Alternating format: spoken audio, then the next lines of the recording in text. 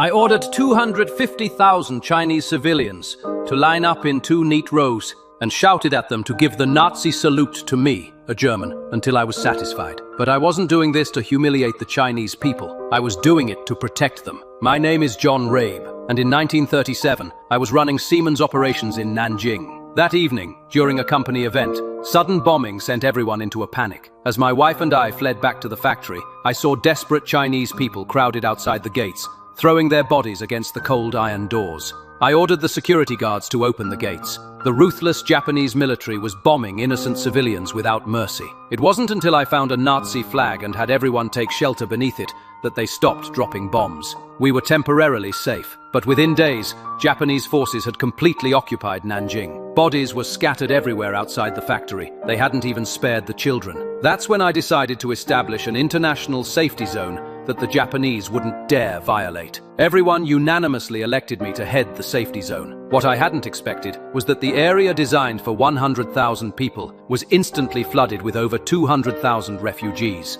Food, supplies, sanitation, every minute was a matter of life and death. What made me even more furious was that these Japanese officers actually published their atrocities in newspapers, treating them as military achievements. My driver was killed simply because he couldn't understand Japanese. I confronted the Japanese officer face to face and argued my case. Because I was German, they agreed to let me take 20 people with me. Looking at these children's desperate expressions and the piles of severed heads on the ground that silently told the story of those who weren't chosen, guilt and helplessness nearly consumed me. I couldn't sleep at night, hating myself for not being able to save more people. Right at that moment, my term at Siemens had ended. My wife and I went to the dock to buy tickets back to Germany. I could only suppress my grief over losing my wife, because behind me were hundreds of thousands of people who needed me. My colleagues and I had to keep the safety zone running. Just as international journalists were about to arrive in Nanjing, the ruthless Japanese military decided to massacre the 250,000 civilians in the safety zone.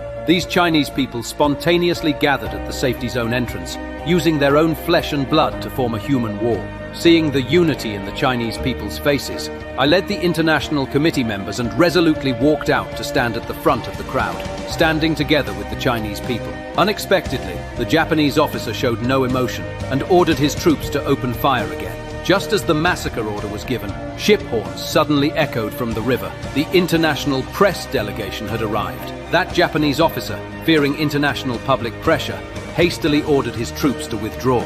As ambassadors from various countries returned to Nanjing, the Japanese authorities were finally forced to acknowledge the safety zone's existence. Through the dedicated protection of myself and everyone else, 250,000 Chinese people managed to escape this catastrophe.